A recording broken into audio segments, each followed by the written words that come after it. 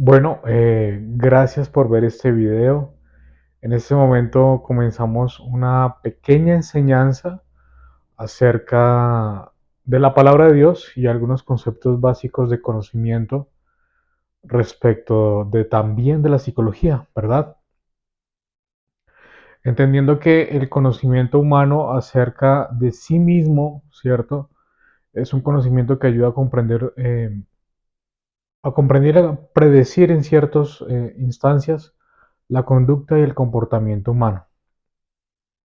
Más sin embargo, también aterrizando a la parte espiritual, la palabra de Dios, pues es un libro muy poderoso, es un libro que es capaz, es un libro de agente de cambio social, es un libro capaz de transformar las vidas de las personas y es un libro capaz de darle propósito a las personas, ¿cierto? Recordemos que el escritor de El hombre en búsqueda de sentido, Víctor Frank, uno de los autores más representativos de la escuela del pensamiento humanista de la psicología, pues habló que el hombre podía soportar cualquier situación si había propósito en él, ¿cierto? Si el hombre tenía propósito, podría soportar cualquier situación y eso lo mantenía anclado a la vida.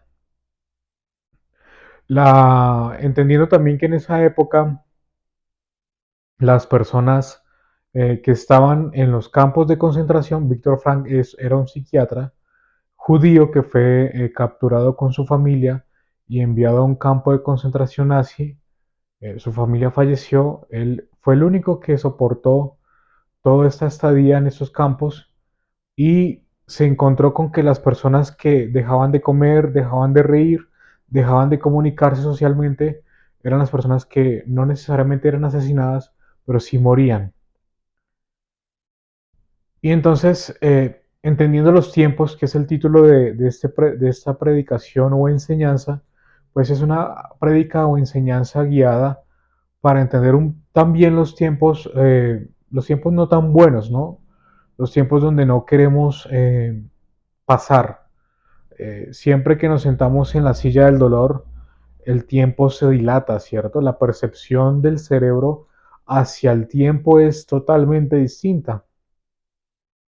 A veces estamos con una persona que nos agrada mucho o que nos gusta como ser humano o como pareja y como decía Albert Einstein, el tiempo es relativo. El tiempo es relativo y cuando estamos en el punto del sufrimiento, el tiempo se extiende. La percepción del tiempo se altera y pensamos que es para todo el tiempo. Entonces, pensamos que nunca va a terminar el tiempo de llorar, como lo dice Eclesiastes 3, y entendiendo los tiempos, y este mensaje tiene esa parte importante, donde usted va a comprender un poco a través de la palabra de Dios, que Dios también diseñó los tiempos no tan buenos. Dios también escribió como en su biografía, en la biografía suya, Dios diseñó un destino para cada ser humano y se dio cuenta de que debía escribir una historia que tuviera sentido. Si nosotros pensamos en los tiempos o en una película o en una biografía también, pero también en una novela, si todo fuera bien, si todo siempre fuera eh, desafíos logrados, días felices en la historia, pues no tendría sentido. Lo que mantiene perplejo al público y lo que mantiene con una atención sostenida, eh, con un foco atencional bastante considerable ante una película y la letra de un poema o la historia de una novela escrita, pues es precisamente los desafíos y los tiempos no tan buenos. Uno de esos tiempos no tan buenos está en Juan 11. Usted puede leer ahí en Mateo, Lucas, Marcos y Juan. Pero antes de empezar a entrar en la palabra, yo quisiera orar. Quisiera orar pidiéndole a Dios que ponga entendimiento en nosotros. Una oración sencilla. Dios trae entendimiento a las personas que están viendo esta enseñanza, Señor, y que sea de provecho para ellas. Vamos a abrir tu palabra, Dios, y consideramos que tú eres importante. Consideramos que tú tienes algo para decirnos y algo para decirme, Señor. En el nombre de Jesús oramos. Amén. Bien, entonces ya hemos orado, ¿cierto? Siempre que usted logra abrir la palabra de Dios, eh, hay algo increíble en el secreto de la oración y es que la oración revela, porque la oración es el inicio de la comunicación con Dios. La oración es una súplica al entendimiento de la palabra de Dios. Y entonces usted se va a dar cuenta en Juan capítulo 11 que la Reina Valera tiene un título que dice muerte de Lázaro. Y esa historia la hemos escuchado muchas veces. Jesús está en otra aldea, está en otro lugar, y le llega el mensaje que su amigo Lázaro está enfermo. Jesús mismo le dice a sus discípulos que están muertos para gloria para Dios, para glorificar el nombre de Dios. Y él llega tarde, llega varios días tarde. Lázaro ya ha fallecido y para ellos es tarde. Para nosotros, para el ser humano o para las personas de la aldea, para Marta y María, sus hermanas, Jesús había llegado tarde. Pero Jesús no quería hacer otra sanidad más. A través del Espíritu Santo, el Espíritu Santo a través de Jesús no quería hacer otra sanidad más. Jesús quería hacer una resurrección. Y lo logró. Usted conoce la historia, tal vez la ha escuchado.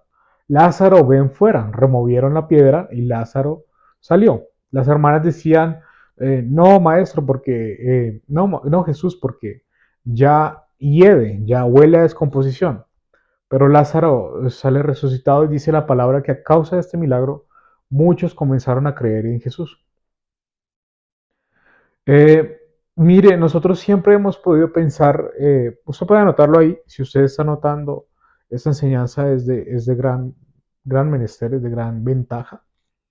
Usted puede anotarlo ahí, ¿cierto? Entonces, Juan 11, muerte de Lázaro. Y lo que le digo es que nosotros siempre tenemos un tiempo para todo, ¿no? Dios tiene que proveerme para tal fecha porque tal fecha yo necesito pagar esto. Dios tiene que sanarme para tal día porque yo necesito ser sanado. Dios tiene que responder mi oración para tal momento. Y para Marta y María, Jesús debía llegar a la aldea para sanar a Lázaro antes de que muriera. Pero fue glorificado Dios porque cuando Jesús llegó no había otra forma. Humanamente hablando, una resurrección es algo milagroso, es algo espléndido, es algo sorprendente. Y en nuestras vidas Dios a veces va a dejar que nuestras cosas mueran, ¿sí? Que llegue, que digamos Dios ya llegó tarde, Dios va a llegar tarde, pero Dios quiere glorificarse, si hay algo que Dios quiere hacer en la vida de cada ser humano es llevarse toda la honra y la gloria, ¿cierto? Donde usted no tenga explicación humana para decir fue mi capacidad, fue mi preparación, fueron mis contactos, fue mi inteligencia.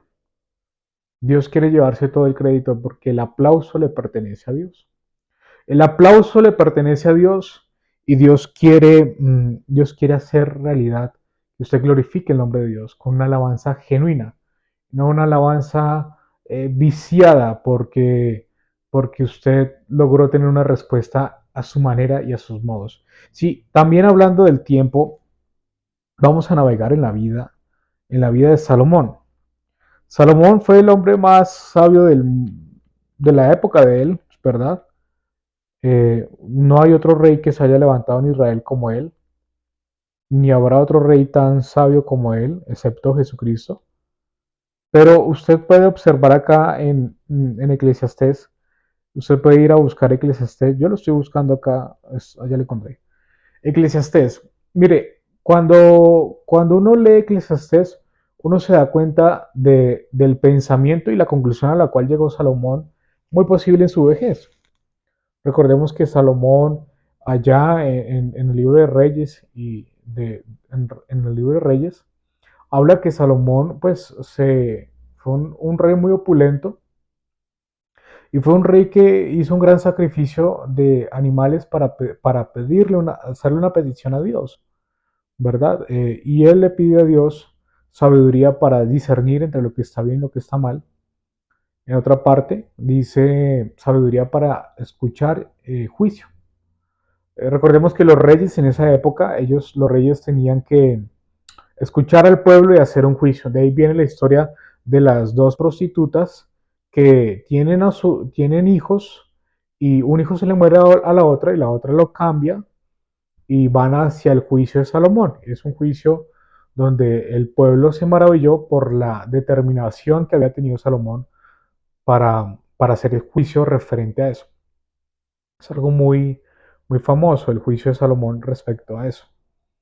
Y Eclesiastés, Salomón muy posiblemente lo escribe en la vejez. Salomón llega a conclusiones muy profundas, pero también lleva una historia también de ensayo y error y de errores que todo ser humano tiene. Sí, pero quiero hablar específicamente del capítulo 3, Eclesiastés capítulo 3. Vamos a leer acá varias cosas importantes. La Reina Valera tiene un título que dice todo tiene su tiempo. Entonces lo voy a leer así en el nombre de Jesús. Dice, todo tiene su tiempo y todo lo que se quiere debajo del sol tiene su hora. Escuchamos estas palabras de sabiduría, logramos poner atención en este momento. ¿Tiempo de qué? De nacer, tiempo de morir, tiempo de plantar y tiempo de arrancar lo plantado, tiempo de matar y tiempo de curar, tiempo de destruir y tiempo de edificar, tiempo de llorar y tiempo de reír. De ahí saltamos al 11. Todo lo hizo hermoso en su tiempo. Vamos a leer esa parte. Mire, lo que pasa acá con esta escritura, lo que pasa acá con esta escritura es algo importante y es que está determinando que Salomón dice, así como llega la noche, llega el día. Y así como llega el día, llega la noche. Tiempo de llorar y tiempo de reír. Dos cosas pasan acá. A veces cuando nosotros estamos en el tiempo de sufrimiento, nosotros nosotros creemos que no es un tiempo que deba vivirse. Inclusive creemos que es injusto, pero la Biblia está diciendo en el versículo 11, todo lo hizo hermoso en su tiempo. Aún los días difíciles y los días de dolor son hermosos. Usted me va a decir, pero ¿cómo me va a decir eso? ¿Cómo me va a decir que el dolor tiene cierto grado de hermosura? Hay algo importante acá aclarar y es que si usted observa lo que sostiene la imagen del cristianismo, lo que sostiene la historia de Jesús, más que esos milagros, más que la multiplicación de los panes, más que la liberación de demonios, más que cualquier señal milagrosa, lo que sostiene la historia de Jesús es que hubo la muerte de Cristo de una manera trágicamente, ¿cierto? Trágicamente hermoso. ¿Por qué? Porque la cruz es lo que sostiene el eje central de la creencia y la fe en Dios. Si no hubiese habido cruz, si no hubiese habido crucifixión, pues no habría sentido de hacer eso. Realmente no. ¿Por qué? Porque si no hubiese habido crucifixión, el ser humano no tendría cómo ser justificado delante de Dios.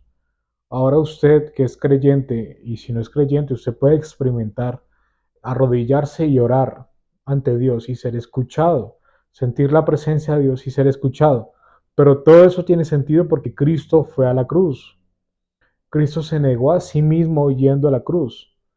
Y él se angustió como cualquier ser humano, porque él era un ser humano. Dice Filipenses 2.5 que él se despoja, la palabra en el griego es desvestirse. Él se despoja de su divinidad, tomando forma de siervo hecho semejante a los hombres y estando en la condición de hombre, se humilló hasta la muerte y muerte de cruz, ¿verdad? Entonces, ese es el punto de hermoso de Cristo que en el dolor logra unir el cielo y la tierra, logra como sumo sacerdote, como lo dice Hebreos 4, ¿sí? Hebreos 4:15, no tenemos un sumo sacerdote que no pueda compadecerse de nosotros, es decir, un sacerdote se presenta delante de Dios a favor de los hombres y se presenta delante de los hombres a favor de Dios. Entonces, observe cómo Cristo reconcilia las cosas y la creación en la cruz, ¿cierto? Toda enfermedad fue llevada en la cruz, toda maldición fue llevada en la cruz, ¿cierto? Todo el poder de Dios fue llevado en la cruz. Y aún incluso cuando se escucha una oración, cuando se escucha una prédica, cuando usted ora, eso tiene sentido porque existe la cruz. Porque, vuelvo y digo, y esto, y acá es un poco amplio de hablar, y vale la pena hablarlo, porque si nosotros creemos en Dios, pero no tenemos en cuenta la crucifixión de Cristo, más que tener una imagen, es entender la transacción que se hizo ahí. Primera de Juan 4 dice que él fue propicio a nuestros pecados, ¿sí? Él tuvo una propiciación, ¿cierto? Un pago, una transacción. Cristo muere porque la paga del pecado es la muerte, como dice Romanos. Cristo muere para pagar por nuestro pecado y nosotros somos limpiados y salvados por Cristo, no por nuestros propios méritos, no por bañarnos y peinarnos bien o tener un buen trabajo, una buena posición, a eso me refiero. Nosotros somos realmente salvos porque el Hijo de Dios, Dios mismo, Cristo mismo, se despoja de su divinidad, muere como hombre y ahora tiene nuestra vida sentido. Cuando, cuando el hombre va por la vida, ¿sí? Y se encuentra con Cristo, tiene dos opciones, darle la espalda a Cristo o abrazar la cruz, ¿cierto? ¿Por qué? Porque el sentido de la cruz es decirle al hombre que debe humillarse, que Él no es todopoderoso, que necesita de un Dios que lo salve, que necesita de un Dios que lo alimente con palabra y con pan material también. Es decir, el creer en Dios de esa forma es una situación de humillación. Y en ese sentido, cuando la gente va por la vida diciendo, claro, yo voy a ir al cielo porque yo no he matado a nadie, yo no he asesinado a nadie. Es un desconocimiento profundo de la persona de Dios y de la palabra de Dios.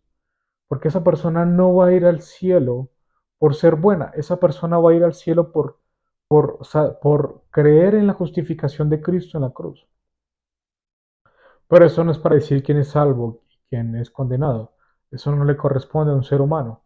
En última instancia, una persona se puede arrepentir, como lo hizo el ladrón crucificado al lado de Jesús. Esa situación de dolor vino para el ladrón, ¿cierto? Pero entendiendo los tiempos nosotros, quiero que vayamos a Primera de Crónicas 13, 12, 3, 12:32. Primera de Crónicas 12:32. Usted va a ver algo acá importante. Esta historia es muy importante porque habla de un grupo de personas que tiene una característica esencial. Primera de Crónicas 12:32. 12:32. Dice así, de los hijos de Isaacar, 200 principales, entendidos en qué? En los tiempos. Usted puede anotarlo ahí. ¿Qué es lo que pasa? Este concepto de Primera de Crónicas está hablando acerca de parte del reinado del rey David, ¿cierto? El dulce cantor de Israel, el que compuso la mayoría de los cánticos de los salmos, ¿sí? Recordando que los salmos son canciones, pero también son oraciones.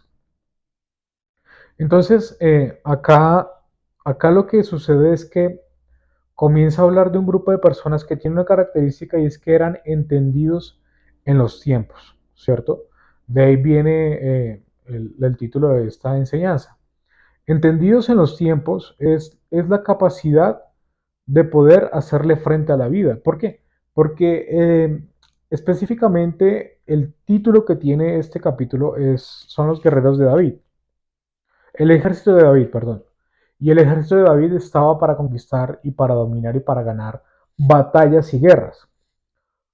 Su vida y la vida mía es una batalla constante, es una batalla donde hay días buenos y días no tan buenos. Sin embargo, una persona que era entendida en los tiempos, me parece a mí, bueno, muchas personas son entendidas en los tiempos en el Antiguo y el Nuevo Testamento. En la Biblia hay muchas personas entendidas en los tiempos. Si usted quiere hablar de una persona entendida en los tiempos, puede ser Abel. Abel entendía cuándo dar un sacrificio y cómo dar un sacrificio que agradara a Dios. Otra persona entendida en los tiempos puede ser Moisés. Moisés, pese a que nunca había llovido sobre la tierra, anunciaba que iba a llover y construía un arca para que fuera salvo él y su familia, y la persona que le creyera a él fuera salva, ¿cierto? Otra persona entendida en los tiempos era David. David decidió que era el momento de hacer callar a un gigante. Con una onda mató al gigante y fue ungido como rey también. Y de ahí otra persona entendía en los tiempos más atrás de David fue José. José sabía que debía respetar a Potifar, su empleador, su jefe, y, y prefirió estar en la cárcel antes que deshonrar el trabajo que tenía. Daniel, Isaías, Jeremías, Salomón pidió sabiduría, aunque no era sabio, tuvo sabiduría para pedir sabiduría. Era el momento de pedir sabiduría porque era joven y no tenía entendimiento, iba a gobernar un pueblo numeroso. Y hay muchos entendidos en los tiempos. Si yo sigo enumerando, pero quisiera hablar uno específico, todo esto está acá en la Biblia. Usted lo puede entender, usted lo puede buscar. Un entendido en los tiempos que que está en el Nuevo Testamento y que escribió la mayoría, gran parte del Nuevo Testamento es Pablo. Pablo era un perseguidor de la iglesia, él era fariseo de fariseos, como dice él. Él era un religioso, era un estudioso de la ley de Dios para hacer cumplir las tradiciones de su pueblo, era celoso de las tradiciones de su pueblo. A los pies de él mataron a Esteban. Y Pablo tiene una gran conclusión acá. Dice así el versículo 11, Filipenses 4:11. Usted puede ir ahí, lo puede anotar. Dice así, no lo digo porque tenga que escasez, pues he aprendido a contentarme cualquiera que sea mi situación. Sé vivir humildemente y sé tener abundancia en todo y por todo estoy enseñado. Así para estar saciado como para qué, como para tener hambre. Así para tener abundancia como para padecer necesidad. Mire lo poderoso que dice acá Pablo. Dice, primero él dice, no tengo escasez. Sí padezco hambre, sí tengo necesidad, sé vivir humildemente, pero no tengo escasez. Y cuando Pablo dice que no tiene escasez, es porque su actitud a Dios no era escasa. ¿Cuántas veces, cuántas veces nuestro agradecimiento? Usted no tiene que ser la persona más instruida en la Biblia. Usted no tiene que ser la persona que siempre esté en una misa o siempre esté en un culto religioso. Pero usted a veces da gracias a Dios. Pero ¿cuántas veces nuestras gracias a Dios están condicionadas por nuestro bolsillo o por nuestro estilo o por la situación de nuestra vida? ¿Sí? ¿Cuántas veces eso no ha condicionado nuestro agradecimiento a Dios? Pero Pablo decía, no tengo escasez, no tengo escasez. Mi actitud es no tener escasez. Sí, padezco hambre, sí tengo necesidad, sí sé vivir humildemente. Por todo y por todo estoy enseñado.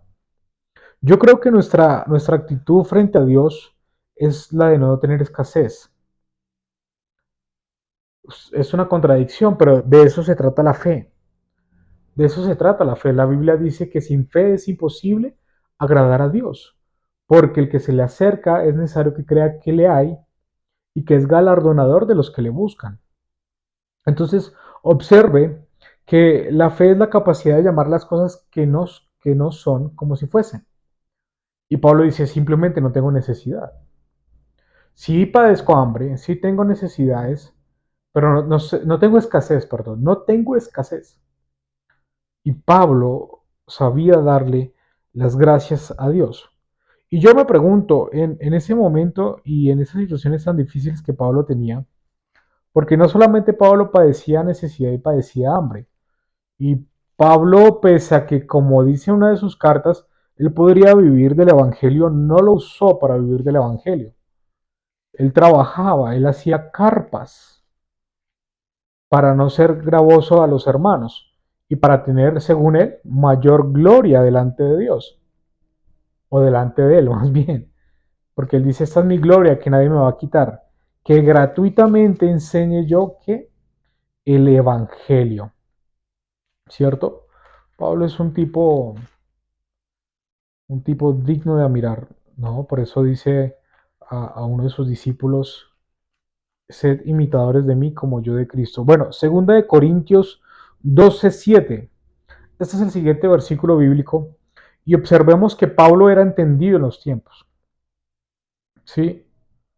Pablo sabía que había días que iba a llover. Pablo sabía que había días que era el tiempo de llorar, que era el tiempo de escasez, que era el tiempo de abstenerse de abrazar. Usted puede leer Eclesiastés 3. Eclesiastés 3 es muy profundo porque todo lo que se empieza así, todo lo que se quiere debajo del sol tiene su hora y tiene su momento. Todo lo que se quiere debajo del sol. Dios ha determinado en su vida particularmente que todo lo que usted quiere tiene su tiempo.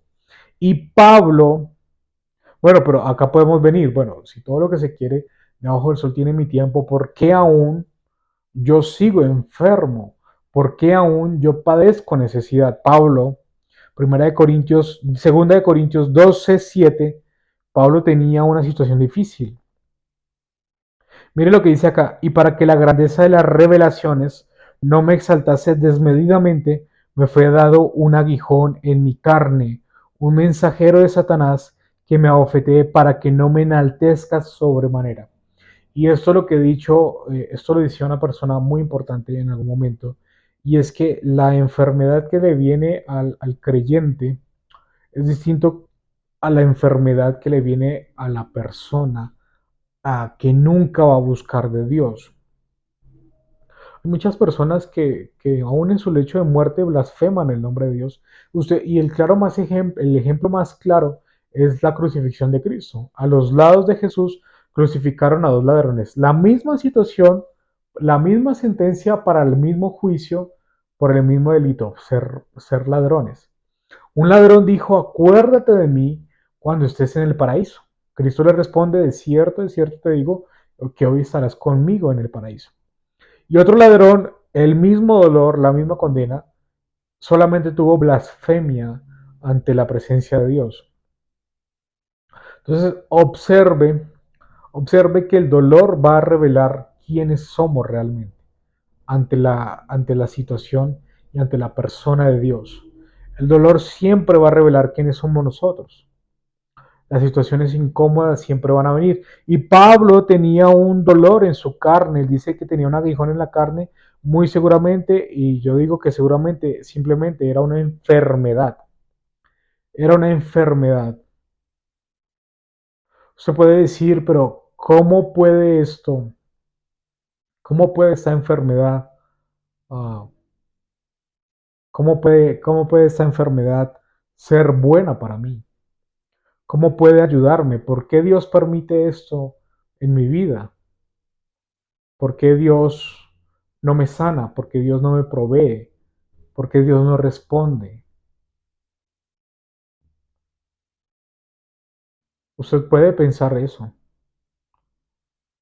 pero el dolor en la crucifixión para el ladrón fue lo que lo hizo acercarse a Dios. El dolor es el punto de encuentro con Dios. El dolor es el punto de encuentro con Dios. El dolor es la capacidad de la revelación de la cruz. Es gasolina para encontrarnos con Dios. El dolor. En el dolor usted puede entonar las alabanzas más significativas a Dios. En el dolor usted puede agradecerle a Dios, aún incluso por sostener el aire que sí puede respirar usted, ¿verdad? En el dolor usted va a tener una cita con Dios. ¿Y esto por qué es? Dios tiene una comparación. Jesucristo tiene una comparación. Por acá está la parábola del redil. Juan capítulo 10. Si usted lee Juan capítulo 10, Jesús comienza a hablar de que Él es el buen pastor, que Él es la puerta por la cual se entra al redil, que Él es la puerta por la cual se entra a las ovejas. ¿Sí? Cristo es el centro de la fe cristiana. es donde por medio de él se llega al Padre, por medio de él el Espíritu Santo habita dentro de nosotros y es revelador esto porque si usted se pone a pensar, si usted se pone a pensar, el pastor está más cerca de las ovejas quebrantadas. Sí, el pastor está siempre más cerca de las ovejas quebrantadas. Si usted ve una oveja con la pierna herida, naturalmente, escúcheme lo que le digo, no llevándolo aún no lo lleve al mundo eclesiástico, a la iglesia del pastor y la oveja asistente, no, llevémoslo al mundo natural. Un pastor con sus ovejas está más cercanas, está más cercano a las ovejas que necesitan apoyo. De ahí que la Biblia diga, bienaventurados los que lloran, porque ellos recibirán consolación. Es decir, el pastor está más cercano de las ovejas que están necesitando ser sanadas, ser vendadas, ser acompañadas, necesitando que las carguen, ¿cierto? Entonces, el dolor no simplemente vino para destruirnos. Y en el caso de Pablo, usted lo ha leído ahí, lo leímos ahí en Filipenses 4:10. En el caso de Pablo, el dolor vino para preservarlo. Usted lo va a leer. Filipenses, eh, perdón, eso está en segunda de Corintios 12:7. Usted lo va a leer ahí, ¿cierto? Él termina el versículo diciendo, me fue dado un aguijón en mi carne, un mensajero de Satanás que me abofetee para que no me enaltezca sobremanera. Esta enfermedad mantenía simplemente y llanamente humilde a uno de los apóstoles más usados por Dios. Esta enfermedad causaba, que el peso de esta enfermedad causaba que Pablo andase humilde. El peso en sus hombros causaba que la mirada de Pablo no fuera altiva, sino humilde, ¿cierto? Él era, esta enfermedad en Pablo no le permitía enaltecerse, dice que a causa de las revelaciones. Si nosotros leemos si nosotros leemos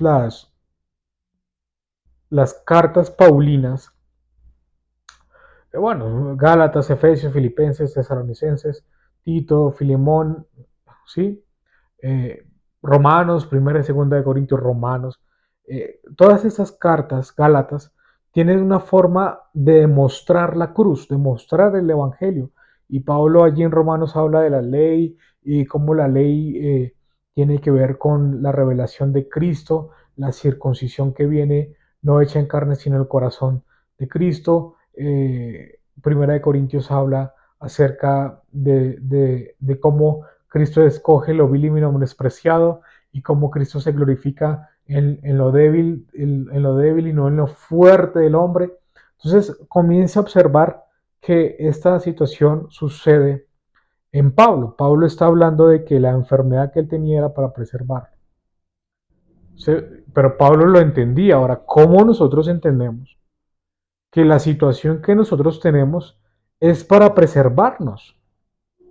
Nosotros no entenderíamos eso. Realmente uno siempre hablando de la medicina, inclusive uno hablando de la salud mental, lo que siempre se busca es una homeostasis, una regulación emocional, una estabilidad emocional. Lo que siempre se busca en la psicología es el cambio de paradigma, ¿cierto? El cambio de perspectiva, esa perspectiva tan subjetiva que tiene el sujeto. ¿Sí? De ahí que el ejemplo de un par de hermanos que nacieron en la misma casa como gemelos y ellos se criaron con los mismos padres. Su padre era alcohólico, golpeaba a su madre, golpeaba a la mamá de ellos. Uno creció y le preguntaron, y bueno, ¿y usted por qué es alcohólico y golpea a su mujer? Decía, mi padre golpeaba a mi mamá, fue lo que yo vi, fue lo que yo viví. Me refugié en el alcohol porque tenía mucho dolor por eso. Al otro hermano le preguntan, bueno, ¿y usted por qué, cómo logró salir adelante y cómo logró tener una familia y casarse y tener una profesión, tener un negocio? Y él dijo, bueno, yo nunca toqué el alcohol porque mi papá era alcohólico, yo nunca golpeé a mi esposa porque mi papá golpeaba a mi esposa. Entonces, obsérvese que el ser humano es un ser muy voluble, como decía Catherine Kuhlman, pero también es un ser que tiene en su voluntad la libre decisión y la perspectiva de cambio en su percepción, ¿cierto? Desde la psicología cognitivo-conductual lo que se habla es un cambio de la distorsión cognitiva, emocional o de pensamiento que tiene para llevarlo a una acción conductual cambiada en su cognición y pensamiento, ¿cierto? Porque la conducta no es simplemente reflejo, la conducta tiene pensamiento. Eso lo dice la psicología cognitivo-conductual, ¿sí? El cambio de paradigma, el cambio de posición, pues se refleja en la conducta, ¿cierto? Se refleja en la conducta por un cambio de la distorsión cognitiva o un cambio en los procesos cognitivos y en sus procesos mentales, de lo cual se ejecuta luego en sus acciones.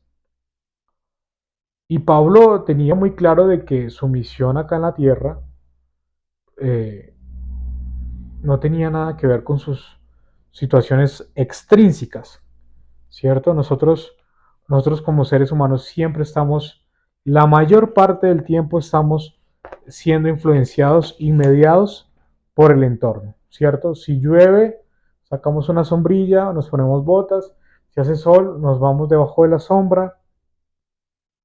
Somos como, en ese sentido, somos como los ratones y los perritos de los ensayos de Pavlov, ¿no?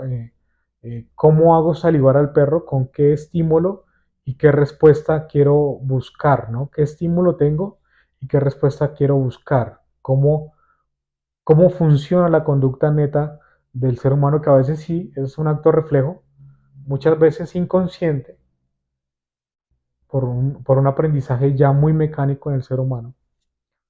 Pero Pablo tenía un sentimiento y una decisión más profunda acerca de eso. Para concluir, quisiera concluir los próximos 10, 15 minutos con algo importantísimo. Yo tengo acá mis apuntes, pero siempre concluyo, acá están los apuntes concluyendo con eso. Una de las cosas con las cuales nosotros podemos llegar a sentirnos tentados, como el otro ladrón crucificado a Cristo es sálvate a ti mismo, o sea, es injusto lo que nos pasa. Pablo no tenía esa percepción, Pablo oró a Dios. Creo que es algo importante. Sí, bueno, yo creo que todos hemos estado sentados en esa silla, de sentir que es injusto lo que nos pasa. Muchas cosas son injustas, entre comillas, pero acabamos de leer que todo lo hizo hermoso en su tiempo. Y los tiempos malos nos hacen sentir bien en los tiempos buenos. A veces, muchas veces, el sentir por un periodo de tiempo frío nos hace apreciar el calor. Y usted puede traspolar todo eso a cualquier situación humana. Los tiempos cuando tenemos la nariz tapada y la gripa y la fiebre nos hacen extrañar y entender que fueron buenos los tiempos cuando teníamos buena salud. Eso es así. Una de las cosas que las cuales nos podemos sentir tentados, para ir concluyendo el video en estos próximos minutos, una de las cosas cuales usted se puede sentir tentado y yo también, es cuestionar un atributo de Dios, es cuestionar un atributo de Dios que es muy inherente a Dios. Es el color de los ojos de Dios, ¿cierto? Y es la benevolencia de Dios. Juan 3:16 dice, de tal manera amó Dios al mundo, que ha dado su único Hijo para que todo aquel que en él crea no se pierda, mas tenga la vida eterna. Es decir, Dios como Padre dio todo lo que tenía, que lo definía Él como Padre, su Hijo. Lo entrega para la humanidad, Él va a ser la transición de cada ser humano del pecado a la libertad. Conoceréis la verdad y os seréis libres. Usted puede nombrar cualquier pecado simplemente son cadenas que el hombre arrastra. Y nosotros podemos sentirnos tentados. Recuerde que la tentación en el desierto, usted lo ha visto en películas en Semana Santa. La tentación en el desierto en Mateo capítulo 4 de Cristo es una tentación que viene en medio del desierto. El desierto en el contexto de Éxodo es un periodo de prueba. Allá en Deuteronomio, si la memoria no me falla, dice, porque yo los hice pasar por el desierto, los afligí bajo el sol, bajo el calor, para hacerlos pasar necesidad, para probar qué había en su corazón. ¿Sí? Entonces, imagínense que una de las cosas en nuestras situaciones de dolor que no podemos sentirnos tentados es literalmente a cuestionar que Dios es bueno. Literalmente, literalmente entender o llegar a cuestionar o a tener una raíz de amargura o una raíz de duda de que Dios, de que Dios sea bueno. Mire lo que dice Deuteronomio 8. Y te acordarás de todo el camino por donde te ha traído Dios, Jehová tu Dios. Esos 40 años en el desierto. El pueblo de Israel fue sacado por Moisés, pero duró 40 años por la desobediencia. Pero quiero ir a esto, no les voy a contar porque me queda poco tiempo. 40 años en el desierto para afligirte, para probarte, para saber lo que había en tu corazón, si habías de guardar o no sus mandamientos. Y te afligió, versículo 3, Deuteronomio 8:3, y te afligió y te hizo tener hambre, y te sustentó con maná, comida que no conocías tú ni tus padres la habían conocido, para hacerte saber que no solo de pan vivirá el hombre, mas todo lo que sale de la boca de Dios, la boca de Jehová, vivirá el hombre. ¿Qué es lo que sale de la boca de Dios? Este libro. Por este libro podemos vivir y podemos tener un propósito. Este libro es, como Víctor Frank decía en su libro, si el hombre tiene un propósito por el cual vivir, no importa lo que atraviese. Y este libro le ha dado la capacidad a la gente tener un propósito por el cual vivir y por el cual dispuesto a morir. Entonces, para ir cerrando, dice Génesis 3:1. Pero la serpiente era astuta más que todos los animales del campo que Jehová Dios había hecho, la cual dijo a la mujer: ¿con que Dios os ha dicho, no comáis de todo el árbol del huerto? Este, con esto quiero ir cerrando. Esta es una de las tentaciones más complicadas que usted va a tener cuando atraviese un dolor en su vida. Entendiendo los tiempos se llama la prédica. Imagínese esto. Usted tiene un familiar enfermo, usted mismo está enfermo, usted tiene deudas, usted tiene dificultades. Sí, usted busca a Dios, usted ora a Dios, trata de buscar a Dios a su manera, etcétera. Lo que usted puede estar en la tentación que usted puede sentir en ese momento es decir, Dios no es tan bueno como dicen que es Dios. Y eso fue lo que el primer pecado que se formó en la primer pareja fue eso. Si Dios es tan bueno, ¿por qué no nos deja probar de ese árbol del conocimiento del bien y del mal? Si no nos deja probar de ese árbol es porque Dios no es tan bueno. Eso fue lo que la serpiente le susurró a Eva. Eh, la serpiente, la serpiente simboliza la duda, ¿cierto? La duda, esa duda que se alimenta entre nosotros de muchas circunstancias. En este caso, la duda es, Dios no es tan bueno como dicen. Dios no sana la gente como lo dice la Biblia. Dios no responde a la gente como lo dice el cura, como lo dice el pastor, como lo dice fulano de tal, como lo leí en la Biblia. Dios no responde. Mire, eso usted puede sentirse tentado. Usted puede sentirse tentado a pensar que Dios no es bueno. Pero decir que Dios no es bueno es apelar a una de sus características más profundas y más inherentes de Dios, que es la santidad. En Dios no hay mancha, en Dios no hay injusticia. Mire y observe la creación. Flores del campo, frutas que nacen de los árboles, animales que labran el trigo, labran la siembra, lluvia que cae del cielo, sol que lo calienta a usted, aire que lo refresca. Dígame y piense en un momento, si Dios fuese tan malo, si Dios fuese tan malvado como llegó a pensar, o como lo susurró en Génesis capítulo 3, con que Dios os ha dicho. Mire, para concluir, Dios puso ese árbol porque era la única forma de que existiera una decisión. Si usted estuviera con su pareja en un país, si usted es mujer y usted estuviera con su pareja en un país donde solamente existen hombres, o estuvieran en un cuarto aislado, en un búnker aislado, donde simplemente la única opción sea usted, no tendría sentido. No habría elección de amar, ¿cierto? Dios ha puesto el árbol del conocimiento del bien y el mal y dijo, no lo tocarán, porque al no tocarlo ellos decidían obedecer a Dios y amarle.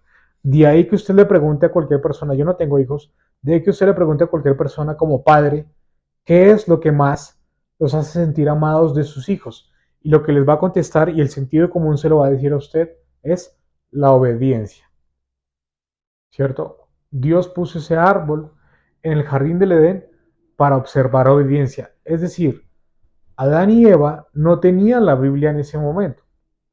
Nosotros vivimos por este libro, pero más profundamente por las palabras del libro. El Espíritu le da vida a las palabras, ¿sí? Por fe nosotros lo creemos, ¿cierto? Ellos no tenían la Biblia en ese momento, pero tenían una palabra de Dios. No toquen del árbol del bien y el mal, porque ciertamente morirán. Usted y yo no fuimos diseñados para envejecer ni para enfermarnos. Las flores no fueron diseñadas para marchitarse y para tener espinas, pero a causa del pecado, el diseño original se corrompió. Como hubo conocimiento del bien, también hubo el conocimiento del mal. Y la gente comenzó a asesinarse unos a otros, a engañarse unos a otros. Y Dios lo permite porque Él ha dejado el libre albedrío acá en la tierra. Dios ha dejado la libre decisión acá en la tierra. Y Dios también protege, Dios también cuida. Pero en ese sentido y en muchas cosas que suceden en la vida, Dios es soberano. Dios tiene la última palabra y Dios ha determinado que usted sea entendido en los tiempos. Una de las cosas que en la psicología uno observa que más le da paz a la persona es controlarlo todo. Usted va a ver que la ansiedad es un enemigo que utiliza el ego de la persona para controlarlo todo. ¿Sí? El ego hace sufrir a la persona porque no lo controla todo. Y cuando cree controlarlo todo, hay una pequeña pizca de paz, una pequeña pizca de tranquilidad. Pero el sentimiento de paz o de control es simplemente decir, no necesito de un ser superior, porque yo lo controlo todo. Yo soy autosuficiente, yo tengo este trabajo porque yo estudié, yo tengo esta casa porque yo ahorré, yo tengo salud porque yo hago